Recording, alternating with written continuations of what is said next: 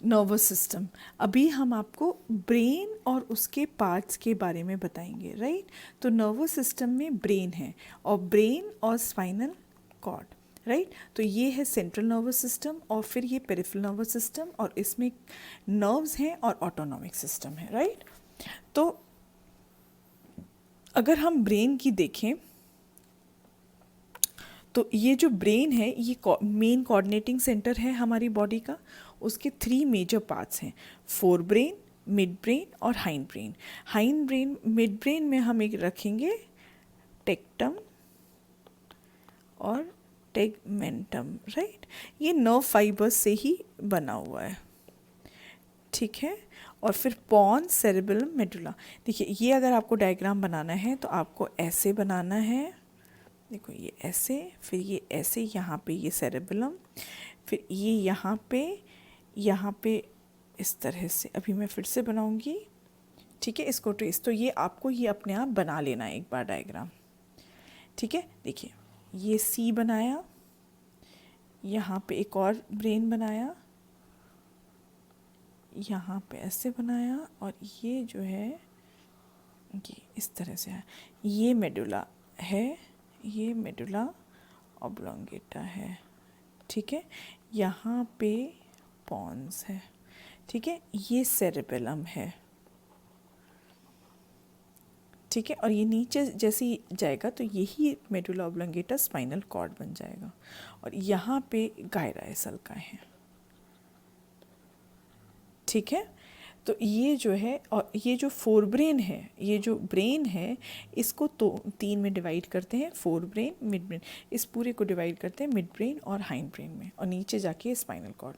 Okay, ये diagram आपको खुद एक बड़े से पेज पे बनाना है। अब देखिए ये ह्यूमन ब्रेन, अगर आपको इमेजिन करना है, राइट, आप इमेजिन करिए कि ब्रेन कहाँ है। तो बेसिकली ये जो ब्रेन है उसमें सबसे ऊपर आप हेयर है, फिर उसके बाद स्कैल्प है जहाँ पे आप तेल लगाते हैं कभी कभी, राइट। सो वो स्कैल्प है। अब अगर आप स्कैल्प को भी काटोगे तो क्या आएगा, स्कल। स्कल जो है वो बोन, जो बोनी पार्ट है, अगर आप अपने उस पर मारो तो एक आवाज़ आती है, देखो वो जो आवाज़ है वो बोनी, तो वो स्कल है। स्कल के नीचे भी मेनिंजेस हैं जो कि ब्रेन की कवरिंग है, और उसमें मेनिंजल फ्लूइड भी है, और उसके बाद आता है ब्रेन, राइट। तो ये जो है ये हमारा ब्रेन है, और ये जो नीचे है ये स्पाइनल कॉर्ड है। सो हेयर है, स्कैल्प है, स्कल है, मेनिंजेस हैं, और अंदर ब्रेन है, राइट। फोर ब्रेन, अभी हमने ये ब्रेन जो है वो ऊपर से देखा, अभी हम नीचे उल्टा कर देते हैं ब्रेन को। तो ब्रेन में ये लोब्स हैं, फ्रंटल लोब मतलब आगे का लोब, देखो ये जो ऑरेंज वाला पार्ट है ये फ्रंटल लोब है, ये आगे का जो पार्ट है ये फ्रंटल लोब, फ्रंट मतलब आगे, फ्रंटल लोब। फिर टेम्पोरल मतलब ये कान के पास, ठीक है, टेम्पोरल मेम्ब्रेन होती है ना, तो ये कान के पास, right. So this is temporal lobe. Cerebellum ये पीछे वाला जो हम बताते हैं ना, देखो ये ऐसे बनाते हैं, ये है सेरेबेलम के 2 लोब्स, ये वर्मिस है और ये इसके 2 लोब्स हैं, राइट। और ये ऑक्सीपिटल लोब मतलब पीछे का लोब, राइट। तो ये बेसिकली हमारा जो फोर ब्रेन है वो इस तरह से डिवाइडेड है, इसमें 4 लोब्स होते हैं।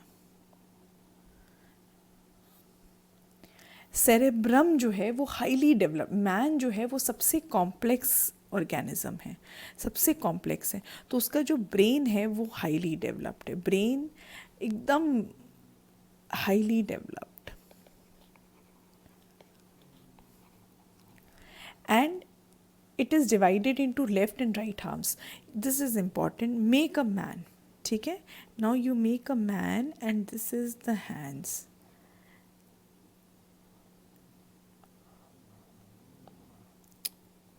I'm not good in making, but you have to remember. This is the brain. ठीक है, this is the brain. Now you have to divide the body into two parts. This is right cerebral hemisphere, this is left cerebral hemisphere. Right cerebral hemisphere will control the left side of the body and the vice versa. Vice versa का meaning है कि left cerebral hemisphere होगा तो वो right side की body को govern करेगा, right. So the cerebrum is divided into left and right halves and you have to make this diagram so that you remember. इसीलिए किसी को अगर पैरालिसिस होता है और वो paralysis left side of the body में हुआ है तो दैट मीन्स लेफ्ट बॉडी में हुआ है तो that means that right side of the brain has stopped working, right. वहाँ पे कुछ प्रॉब्लम है, इसकी वजह से सो this is vice versa. Right effects the left and left will effect the right. अब ये जो सेरेब्रम है उसमें बहुत सारे फोल्ड्स एंड ग्रूव्स हैं. फोल्ड्स एंड ग्रूव्स मतलब एब्जॉर्प्शन के लिए होते हैं, जो हमने डाइजेस्टिव सिस्टम में पढ़े कि ऐसे ऐसे ऐसे ऐसे लंबे लंबे ये विलाए हैं. कहाँ है विलाए? स्मॉल इंटेस्टाइन में. ये फ्लैट भी हो सकता था लेकिन फ्लैट इसलिए नहीं है बिकॉज उसको लार्ज सरफेस एरिया चाहिए एब्जॉर्प्शन के लिए. इसी तरह ब्रेन में बहुत सारे न्यूरॉन्स चाहिए और न्यूरॉन्स ज़्यादा कब होंगे? It increases this gyri and sulci जो है that increases the surface area to accommodate large number of nerve cells. अगर ये फ्लैट सरफेस होता तो the number of neurons will be less. Now because there is a gyri and sulci is there, then it can accommodate more number of neurons, right. So there are 3 deep sulci in each. So this sulci is here, but when the lobes are formed, that sulci is much deeper. Okay, so this is a deep sulci which divides it into, there are 3 deep sulci which divide into 4 lobes which I told you just now. Frontal मतलब आगे का, parietal मतलब side का, occipital मतलब पीछे का और temporal मतलब कान के पास का. Temporal is for auditory reception, occipital is for visual reception, parietal is for touch, taste, smell, temperature and conscious association, and frontal is basically for a muscular activity, right. So that is the reason why we should have 4 different lobes inside the cerebrum. See, here you can see these lobes more clearly, right? How can you see them more clearly? This is brain when you see from up. This is brain when you see from down. आपने brain को उल्टा कर दिया और देखा. This is when you see from side. This is when you see from side, but you cut it in between. Cut in between. So that you can see the internal structures properly. So here this is cerebellum, this is also cerebellum and this is also cerebellum, right. So these all are cerebellum. Cerebellum is like a small lobe below the cerebrum. Now these lobes are there, like for example pinks are all frontal lobes, blue is all parietal lobes, temporal lobe is green. See, you can see in sides. Near your ear is temporal lobe. Occipital is back basically. That is yellow. So yellow is basically occipital lobes. You have to think about these 4 only. Don't think about this limbic lobe. Not now. You will study in your 11th standard. Now you have to remember these 4 lobes, right? So midbrain. Midbrain we already talked. I'll tell you again. It is tectum and tegmentum. These are basically nerve fibers. ठीक है. So it is a small portion of brain consisting of optic lobes. Mid brain में optic lobes होते हैं. Optic मतलब I told you before vision. ठीक है. So a group of nerves present in mid brain connects the fore brain with the hind brain. So main काम क्या है mid brain का? It is group of nerves. This is nerve fibers which connect the fore brain and the hind brain. Function क्या है? Involuntary functions हैं, such as change in pupil size and reflex movements of head, neck and trunk are controlled by the midbrain, which is very very important. So midbrain is very important, which sees the involuntary actions and change in pupil size and reflex movements of head, neck and trunk, right? Ab hindbrain, cerebellum. I am trying to show you cerebellum since we started. So this is like a butterfly and this is the vermis of the butterfly and these are two lobes, right? Two cerebral lobes. It will again come, but just remember like this. pons and medulla oblongata, which continues into spinal cord. ठीक, pons is a structure, गोल सा है basically. See, this is pons, this is a round structure called pons, this is cerebellum, and this is medulla. Medulla can be called medulla oblongata as well. ठीक है, तो दोनों ही नाम ठीक है, medulla भी ठीक है, मेडुला ओब्लंगेटा भी ठीक है, but since we are students it is better to write full names of anything, right? So pons, medulla, so pons is a गोल structure, medulla which continues into spinal cord, and this is cerebellum behind. This cerebellum is for balancing. This you remember, because next time when all the functions will come together, no, then you'll get confused कि कौन सा क्या है. तो cerebellum का main function है balancing का. कोई भी चीज़ हम कर रहे हैं, तो अब जैसे हम चल रहे हैं तो उसकी बैलेंसिंग जो है प्रॉपर वो cerebellum करता है. Now hindbrain. So it is, now this is learning of hindbrain, right? It is a posterior small part of the brain. इसमें 3 पार्ट्स हैं, pons है, सेरेबेलम है जो भी अभी हमने देखा, और मेडुला ऑब्लंगेटा है, right? So it's a small spherical projection which is situated below the midbrain and upper side of the medulla oblongata. Function, it regulates the breathing function, right? So pons का main काम breathing का है.